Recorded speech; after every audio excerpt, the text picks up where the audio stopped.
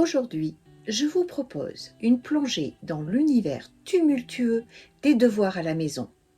Que tu sois maman solo ou papa solo ou même en couple, si vous avez déjà été témoin de soirées de devoirs chaotiques, sachez que vous n'êtes pas seul. Mais ne vous inquiétez pas, cette vidéo est là pour vous aider à naviguer à travers ces moments difficiles. Imaginez cette scène.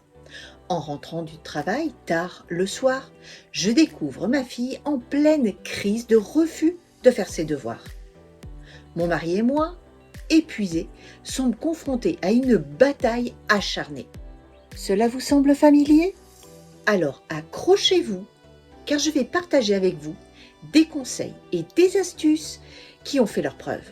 Avant de plonger dans le vif du sujet, laissez-moi vous rappeler que vous n'êtes pas seul dans cette lutte, que vous connaissiez déjà les défis des devoirs ou que vous les découvriez à peine.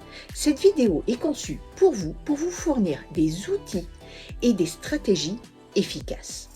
Avant de vous expliquer comment j'ai géré la crise avec ma fille, laissez-moi vous partager 6 conseils pour rendre ce moment aussi serein que possible. Ces conseils ont été recommandés par des professionnels et testés avec succès par moi-même et mes enfants. Et restez bien jusqu'à la fin de cette vidéo, car je vous partagerai une clé magique qui nous a permis de désamorcer cette crise des devoirs avec notre petite rebelle. Mais avant cela, assurez-vous que votre enfant soit bien hydraté. La déshydratation peut affecter sa concentration de manière significative. Maintenant, passons aux astuces pour créer un environnement de travail optimal, établir une routine quotidienne et communiquer efficacement avec votre enfant. Puis, je vous présenterai des méthodes infaillibles pour gérer les devoirs sans stress, y compris la technique Pomodoro qui a révolutionné la gestion du temps. Enfin, je vous révélerai une astuce magique pour transformer les devoirs en moments de plaisir. Oui, vous avez bien entendu, il est possible de rendre les devoirs amusants. Alors, installez-vous confortablement et préparez-vous à découvrir comment faire face aux devoirs avec confiance et sérénité. Et surtout, n'oubliez pas de rester jusqu'à la fin de cette vidéo pour découvrir mon astuce magique. Et n'oublie pas de mettre un pouce bleu, un gentil commentaire, de t'abonner si ce n'est pas déjà fait. Ça me fera plaisir et surtout cela soutiendra la chaîne en lui donnant plus de visibilité, ce qui me permettra de te donner et de t'apporter plus de contenu. Prêt à relever ce défi ensemble? Alors, allons-y. Premier point, créer un environnement de travail adapté. Offrez un espace tranquille et bien éclairé pour que votre enfant puisse se concentrer sur ses devoirs, loin des distractions telles que la télévision, les jeux vidéo ou les réseaux sociaux. Encouragez aussi des positions variées pour étudier, comme lire allongé sur le ventre ou dans le canapé, ou alors écrire en étant à genoux sur une table basse. N'oubliez pas que votre enfant a passé 8 heures en classe, assis en silence, à écouter les leçons. Il a donc besoin d'avoir un environnement différent pour le motiver à faire ses devoirs. Deuxième conseil, établissez des horaires réguliers pour les devoirs. Idéalement, lors des moments où votre enfant est le plus alerte et concentré. Impliquez-le dans la création de son emploi du temps, pour intégrer notamment ses activités extrascolaires et ses préférences, tout en planifiant des pauses pour éviter la fatigue. Troisième conseil, écoutez attentivement les besoins et les difficultés de votre enfant en lui offrant un soutien bienveillant et surtout patient. Évitez les mots blessants même si vous êtes fatigué et que vous avez hâte d'en finir. Et encouragez-le à expliquer par lui-même sa leçon, comme s'il l'enseignait à quelqu'un d'autre. Cela l'aidera à clarifier sa compréhension. Quatrième conseil, je vais te parler de méthodes infaillibles pour gérer les devoirs sans stress. La première méthode, c'est la technique Pomodoro. Il faut diviser le temps de travail en sessions de 25 minutes, suivies de courtes pauses, en définissant des tâches claires pour chaque session. Cette méthode favorise la concentration et permet à l'enfant de mieux gérer son temps. Par exemple, apprendre la leçon de grammaire, faire l'exercice de mathématiques, ou bien réviser la chronologie de la conquête de la Gaule, et régler ensuite le minuteur sur 25 minutes. Alors rassurez-vous, un simple minuteur fera l'affaire. Nul besoin de vous procurer celui en forme de tomate. Faites travailler votre enfant sur son exercice jusqu'à ce que le minuteur sonne. Puis, faites-lui prendre une courte pause d'environ 5 minutes, pas plus pour ne pas qu'il perde sa concentration.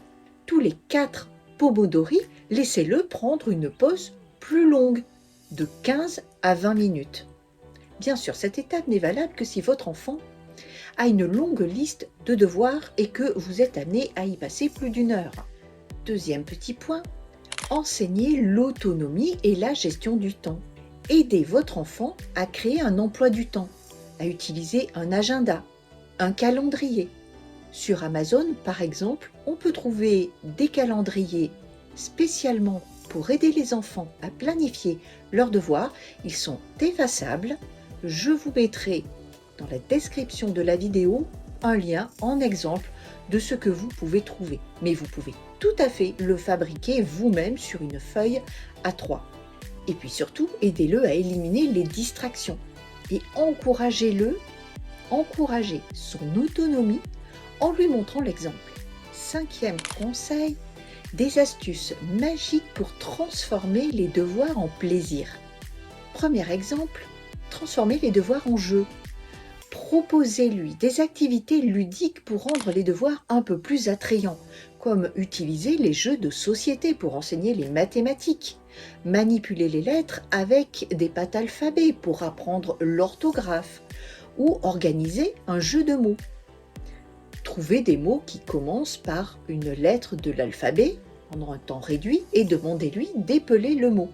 Faites-le à tour de rôle pour vraiment en faire un jeu.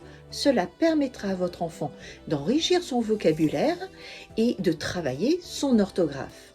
Un autre exemple, quand ma fille a besoin d'apprendre une poésie, je l'envoie sauter dans le trampoline et je lui fais répéter chaque phrase de sa poésie, puis chaque paragraphe, etc., jusqu'à ce qu'elle apprenne sa poésie par cœur. C'est très efficace et ça fonctionne pour toutes les matières. Pareillement, proposez-lui de lire les leçons qu'il doit apprendre en marchant autour de la table ou simplement dans la pièce. L'activité physique aide le cerveau à mieux mémoriser.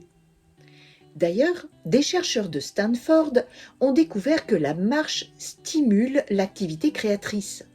Ils ont examiné les niveaux de créativité des personnes tandis qu'elles marchaient ou alors qu'elles étaient assises. La production créative d'une personne a augmenté en moyenne de 60% lors de la marche. Alors n'hésitez pas à utiliser cette astuce pour aider vos enfants à mieux mémoriser ces leçons.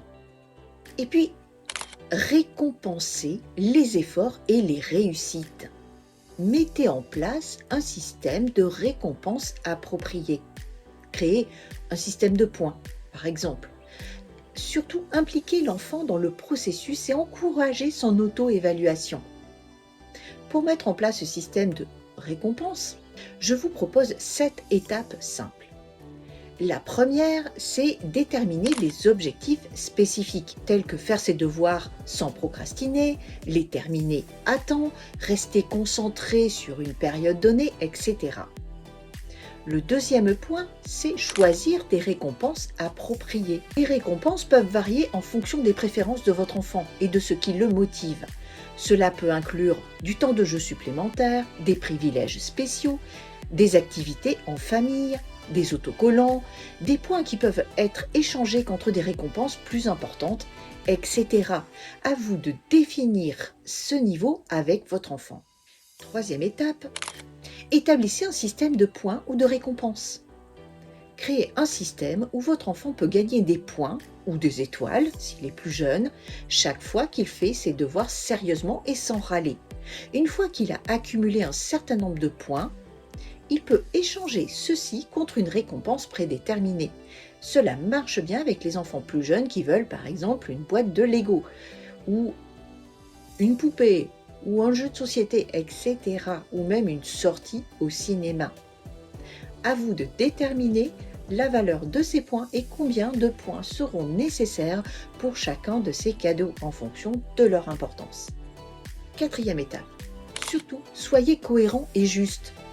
Assurez-vous d'appliquer le système de récompense de manière cohérente et équitable. Récompensez votre enfant dès qu'il atteint les objectifs fixés et évitez de changer les règles en cours de route. Sinon, ce système ne fonctionnera plus. Cinquième étape, impliquez votre enfant dans le processus.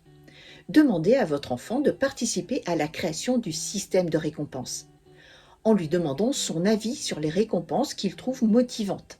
Cela lui donnera un vrai sentiment de responsabilité et d'engagement vis-à-vis de ce système. Sixième étape, encouragez l'auto-évaluation. Encouragez votre enfant à réfléchir sur son propre comportement et sur ses progrès. Demandez-lui de noter comment il se sent lorsqu'il fait ses devoirs sérieusement et sans râler. Et discutez-en ensemble afin d'améliorer les stratégies qu'il peut utiliser pour renforcer ce comportement positif. Et surtout lui faire prendre conscience de ses sentiments lorsqu'il a réussi les étapes ou lorsqu'il ne les a pas réussies. La septième et dernière étape, c'est d'adapter le système au fur et à mesure.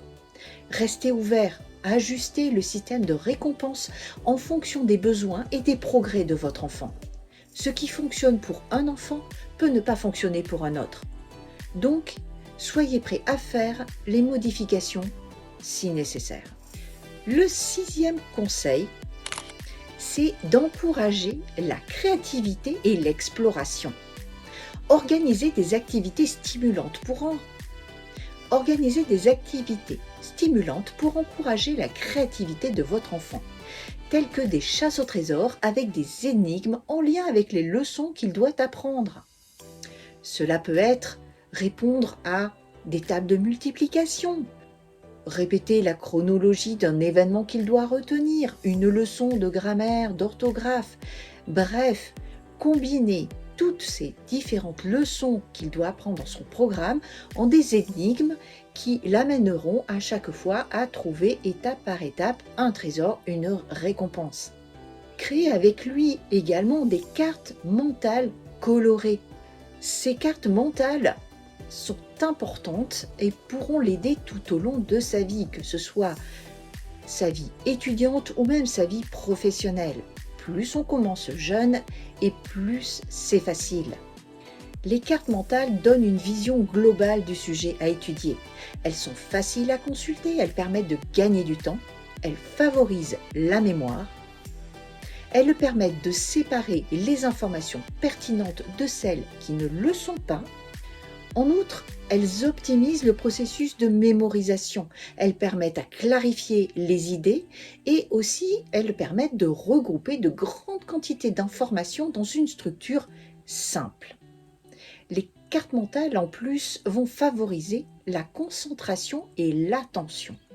De même, elles vont encourager la planification dans l'étude. Et surtout, elles favorisent la créativité de votre enfant. Donc, n'hésitez pas à les utiliser. C'est un outil qui est vraiment très puissant et qui aidera beaucoup votre enfant. Et maintenant, comme je vous ai promis en début de vidéo, voici ma clé magique. Pour désamorcer cette crise de refus des devoirs de ma fille, j'ai utilisé le lâcher prise. Alors, je vous entends me dire: hein? Quoi? Mais c'est quoi cette clé? Comment ça? Lâcher prise. Quel rapport? Attendez, je vous explique. Ce soir-là, j'étais trop fatiguée pour me battre avec elle et l'obliger à terminer ses devoirs. J'ai donc décidé de lui faire prendre conscience de sa responsabilité, en lâchant cette exigence qui veut que, en tant que parent, je dois à tout prix aider mon enfant à faire ses devoirs et m'assurer qu'il les a tous bien faits. Donc je lui ai simplement dit: ma chérie, d'accord, Tu ne veux pas faire les devoirs, alors on arrête là. Tu ranges tes affaires pour demain et tu expliqueras à ta maîtresse pourquoi tu n'as pas voulu faire tes devoirs, pourquoi tu n'en as pas eu envie. Et maintenant, tu vas aller prendre ta douche, nous allons manger et ce sera l'heure d'aller au dodo. Je vous laisse imaginer la tête qu'a fait ma fille. Immédiatement, elle a arrêté de chougner et de râler. Et elle m'a regardée en me disant « Ah mais alors ça veut dire que tu t'en fous si je me fais gronder ?» Mais pas du tout, ma chérie. Au contraire, cela fait combien de temps que papa te demande de faire tes devoirs, qu'il a tout mis en place et que on est là pour t'aider à les faire. Et malgré tout, tu refuses toujours. Donc, on ne va pas passer toute la soirée à se battre pour ça. Tu refuses de les faire. Très bien. Il n'y a aucun problème. Je peux même mettre un petit mot à ta maîtresse en disant « Je suis désolée. Ma fille n'a pas voulu faire ses devoirs ce soir. » Et tu lui expliqueras. C'est ton choix. Tu es grande maintenant. Tu dois prendre la responsabilité des choix que tu fais. Donc ma fille est montée en râlant prendre sa douche et quand elle est redescendue, elle n'a rien dit, mais elle a fait ses devoirs sans se plaindre et nous n'avons plus jamais eu de crise ou de refus de faire des devoirs. Alors, ça ne veut pas dire que parfois elle n'est pas en difficulté et bien sûr, nous utilisons toutes les méthodes et conseils que je vous ai présentés plus haut pour l'aider, mais en tout cas, les refus des devoirs, ça a été terminé. En suivant ces conseils, vous pouvez vraiment transformer les devoirs en une expérience positive et enrichissante pour vous et votre enfant. Créer un environnement propice à l'apprentissage, établir une routine adaptée et communiquer avec bienveillance avec votre enfant sont des étapes essentielles pour l'aider à réussir ses devoirs sans stress. En intégrant des méthodes ludiques et des récompenses appropriées, vous pouvez stimuler sa motivation et encourager son autonomie. Ensemble, vous pouvez transformer les devoirs en un moment de plaisir et de découverte, renforçant ainsi son amour de l'apprentissage tout au long de sa vie. Voilà, nous avons parcouru les différentes étapes pour faire face aux devoirs avec confiance et sérénité. N'oubliez pas que chaque enfant est unique, donc adaptez ses conseils selon ses besoins. Si vous avez trouvé ces astuces utiles, n'hésitez pas à les mettre en pratique et à partager vos expériences dans les commentaires ci-dessous. Et maintenant, passons à l'action. Choisissez au moins une de ces stratégies pour mettre en place dès aujourd'hui. Peut-être que vous créerez un espace d'étude optimal, établirez une routine quotidienne ou essaierez la technique Pomodoro. Mais surtout, n'oubliez pas de partager vos succès et vos défis avec la communauté. Si vous avez d'autres astuces ou des expériences à partager, je vous encourage à le faire dans les commentaires. En partageant nos idées, nous pouvons tous apprendre les uns des autres et créer une communauté solidaire. N'oubliez pas de mettre un pouce bleu si cette vidéo vous a été utile et abonnez-vous pour ne pas manquer les prochains conseils et astuces pour faciliter la vie quotidienne des parents. Plus de visibilité signifie plus de contenu pour vous. Cela permettra ainsi de faire grandir cette chaîne pour qu'elle ait plus de visibilité et pour que je puisse vous apporter plus de contenu. Merci beaucoup de m'avoir accompagné dans cette exploration des devoirs à la maison. Ensemble, nous pouvons rendre cette expérience plus agréable pour nos enfants et pour nous-mêmes. À bientôt dans les prochaines vidéos et d'ici là, prenez soin de vous et de votre famille.